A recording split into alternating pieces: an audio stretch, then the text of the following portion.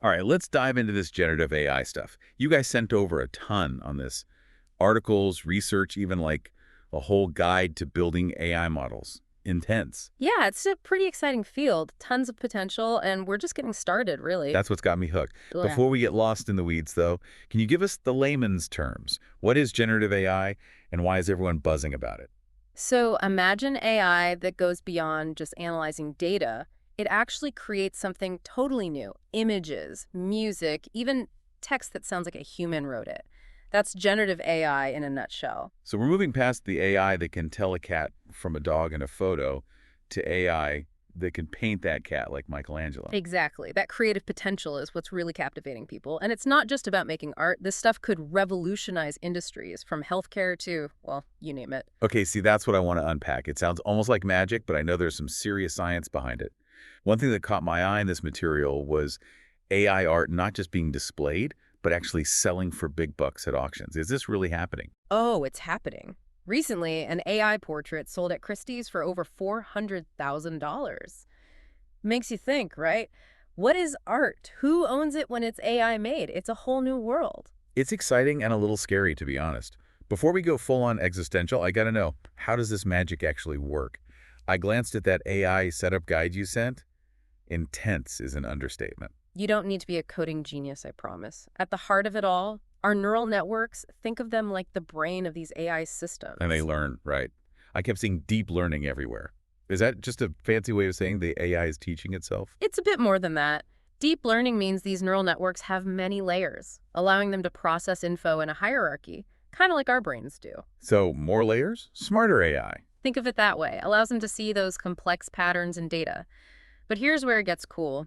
Generative AI often uses unsupervised learning, or a combo of supervised and unsupervised. Break that down for me. Supervised learning is like having a teacher showing examples and labeling them, right? This is a bird, this is a plane. Exactly. But unsupervised learning, we're taking the training wheels off. It's like giving the AI a puzzle with no picture to guide it. It has to figure out the patterns on its own. And can actually do that, make sense of the chaos, Yeah. and use it to create something new. Yep, it's kind of like uncovering the code of creativity itself. And in the generative AI world, we've got these rock stars, GANs, VAEs, and transformers, each with its own strengths. Those were everywhere in those research papers. Felt like a secret code. They're not so intimidating once you get to know them. Let's start with GANs, or Generative Adversarial Networks. Imagine two AIs battling. One's like a master forger, creating realistic stuff. The other's the detective trying to spot the fakes. So it's like a constant creative battle pushing both AIs to up their game. Is that how we get those crazy, realistic, deepfake videos? That's one example, but GANs can do way more. Yeah. Generating high-res images, realistic 3D models, the works. It's like giving AI Legos and saying, go wild. What about those other ones, VAEs and transformers? What makes them special? VAEs, or Variational Autoencoders, are like the master chefs of AI. Imagine a chef deconstructing a dish, the ingredients, flavors, all of it, then using that knowledge to create a whole new dish with a twist. So not copying, but understanding the essence and riffing on it. Exactly. Super useful in fields like drug discovery. Researchers are using VAEs to analyze molecules and create new ones with better properties. Like giving researchers a superpower to speed up scientific breakthroughs. Now, transformers, they're the language gurus. Remember that article you sent about an AI writing a movie script? That's a transformer. No way. The same tech behind those AI blog posts that are indistinguishable from human writing. The one and only. They understand and generate text that's not just grammatically correct, but also creative and relevant to the context. Huge implications for translation, content creation, you name it. We're talking about AI that can write a poem, translate a novel, and maybe even answer your emails, all while sounding like a person. Before we go too far down the rabbit hole, let's go back to the how for a sec. I'm still trying to wrap my head around how these models actually learn. It feels like magic, but it's all about patterns. These models are fed tons of data images, text, music, you name it, and they learn to see the hidden connections within that data. So more data equals a smarter, more creative AI. Pretty much. Think of a musician who's listened to thousands of songs. They absorb those genres, instruments, composing styles. The more they hear, the more complex their own music becomes. This is incredible. And we're just scratching the surface, aren't we? Oh, absolutely. And with each breakthrough, we're discovering new possibilities, challenging our ideas about what AI can do and what it means to be creative. Before we really got into this whole deep dive, Yeah. I pictured generative AI as this super futuristic thing, like Yeah. creating art and music that would blow our minds. Which it can definitely do. Exactly. Yeah. But the more we talk, Yeah. the more I realize it's way bigger than just the wow factor. Yeah. It changes how we think about creativity itself. It makes us ask, what is creativity, really? Right? If AI can write a symphony that makes us feel something or paint a picture that takes our breath away, is that AI an artist then? It blurs the lines we've always had between us and, artificial intelligence. Exactly. And not just the art world either. Oh, absolutely not. It's like every industry. Every industry, yeah. We touched on drug discovery, but you mentioned personalized medicine. Right, right. What does that even look like with this generative AI? So think about it. AI that can take your DNA, your medical history, even how you live your life, Okay. and then designs a treatment plan just for you. Whoa, that'd be incredible. Like having a personal AI doctor. That's the kind of future we're talking. Wow. And it goes beyond healthcare, right? Like imagine tutors adapting to how each student learns best, Yeah. or architects designing eco-friendly cities using AI. The possibilities are huge. It's like a whole different world. Like AI isn't just a tool anymore. It's almost like, A partner yes, a partner. working with us.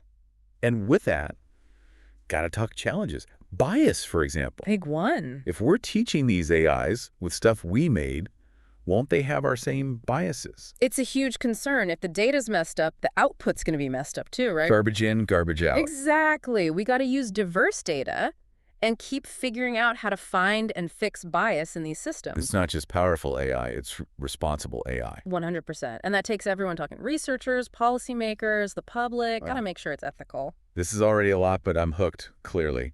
Before we go further, what's generative AI actually good at now? Where does it still fall short? Image generation is amazing right now. Yeah, GANs especially, they're creating crazy realistic pictures. The examples in those papers were unreal. Landscapes, portraits, even the abstract stuff.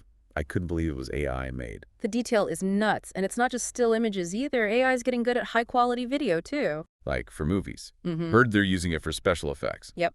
AI can create those realistic backgrounds, characters, even whole scenes. Wow. Saves filmmakers money and time, and it lets them do things visually that we couldn't before. That's wild. What about music? How good is AI at composing? It's come a long way. Not quite Beethoven's symphonies yet, Okay. but some impressive stuff's happening, like royalty-free music for videos, podcasts, games. Right. AI can make different styles and genres, so creators have tons of affordable options. So no more digging for hours for the perfect royalty-free track. The AI just makes it for you. Exactly. It can even adapt the music on the fly to match the mood or how fast the content's going. Get out. Like a movie score shifting subtly with the character's emotions, that kind of thing. Okay, that's seriously cool. So images, video, music. Mhm. What about just language? We see the AI written articles, social media posts, but how good is it at really getting language like we do? That is the million-dollar question. Yeah. Gets to the core of one of the toughest things in AI, natural language processing, NLP. NLP is teaching AI to use and understand our language. Right, exactly. Super complex field, but huge progress is happening thanks to models like GPT-3, the one you mentioned. Right, the ones writing those crazy realistic blog posts. Yeah. I read one thinking it was a person, for sure. They're getting good. They're trained on mountains of text and code, learning the patterns. Of not just throwing words together. No way. It's learning grammar, sentence structure, even writing style. Wow. They can make text that makes sense and is actually creative and interesting to read. So, is AI about to replace writers? Should I be worried about my job? Everyone wants to know that. AI is a powerful tool for writing, but it doesn't have the creativity, the critical thinking, the emotional intelligence that makes human writing so good. Okay. It's more about giving writers new tools, not taking their jobs. So AI is a collaborator. Exactly. Helping with writer's block, new content ideas, even translating their work into different languages. Okay, that makes me feel better. Yeah. But still, what are AI's limits with language? What does it still struggle with? Common sense is a big one. We have a lifetime of knowledge, common sense we use without thinking. Right. AI is still figuring that out.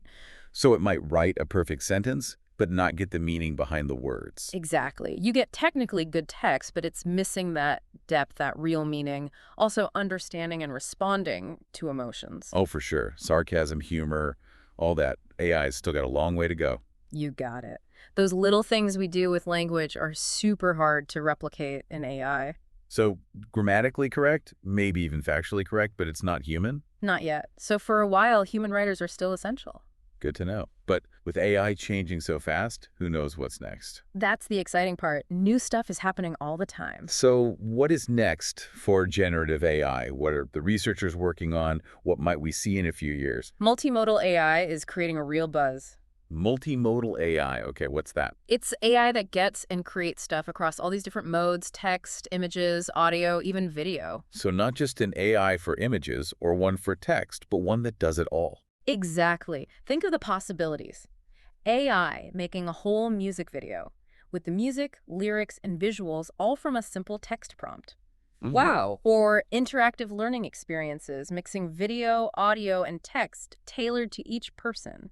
That's amazing. Is that even possible with the tech we have now? We're not quite there yet, Okay. but researchers are making big strides. So this is something we could see in the next few years, not some distant future thing. Definitely possible. And it could change everything, from entertainment to education to healthcare and research. This is blowing my mind again. We started with AI painting pictures, now it's creating whole multimedia experiences. And that's just the start. Another big focus is making generative AI more controllable, more transparent. What does that mean exactly? Right now, it's kind of a mystery how it works sometimes. We give it data, it gives us something new, but who knows how it got there? So it's like AI surprised me, Yeah. but we can't give it specific instructions. Yeah. Researchers want to change that. Imagine telling I want a landscape with a mountain back there, a lake in front. Or, I want a catchy pop song with a driving beat. That'd be amazing. Yeah. Like having an AI creative partner bouncing ideas back and forth. Exactly. And as it gets better, more people can create cool stuff, even without technical skill. This has been amazing. I've learned so much, but it feels like we're just getting started. We really are. Generative AI is growing so fast, there's so much more to learn. For sure. But if we're thoughtful, if we're responsible, we can make sure it's a good thing for everyone. Well said. We've gone from the basics to some really mind-blowing stuff. But before we wrap up, Yeah. I want to bring it back to the people listening, so much to unpack. But let's say someone's listening and they're thinking, this is wild, but I can barely code my way out of a paper bag. Yeah. Can regular people actually use this generative AI stuff? That's the great part. You don't need to be a tech genius. There are actually tons of tools online that are super user-friendly. No kidding. Like what? Well, there are AI image generators. You just click a few buttons, super easy. Yeah. And you can make some amazing artwork. Yeah. Seriously, you type in what you want to see and the AI just makes it. Wait, so I could type in a purple elephant wearing a tutu, playing the drums on top of a giant pizza, and it would. You got it. And it looks good, not just some goofy thing. Designers are using it for logos and stuff. Marketers are all over it for visuals. It's a big deal. That's so cool. With like your own personal artist on call 247. What about music, though? Are there AI tools for that, too? Oh, yeah, tons.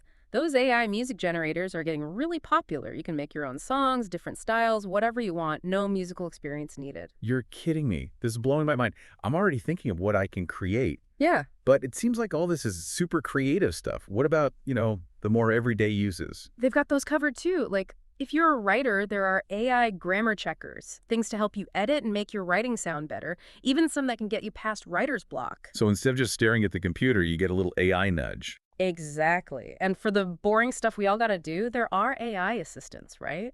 Yeah. Managing emails, scheduling meetings, even searching online, all that can be way easier with AI. Like having an assistant that doesn't need coffee breaks. But you're right, this AI stuff is already everywhere, even if we don't realize it. 100%. We've gone deep on this, Yeah. learned a ton, but I feel like it's just the beginning, It totally is. Generative AI is changing so fast. Always something new to explore. It's true, and it's on all of us, right? And to be a part of this conversation, to figure out how to use this tech in a good way. 100%. So to everyone listening, stay curious, keep learning about this stuff, and never be afraid to ask questions. Right, because who knows, maybe someone listening right now will be the next big AI innovator. This is just the start, and it's going to be a wild ride. Thanks for joining us on this deep dive. We'll see you next time.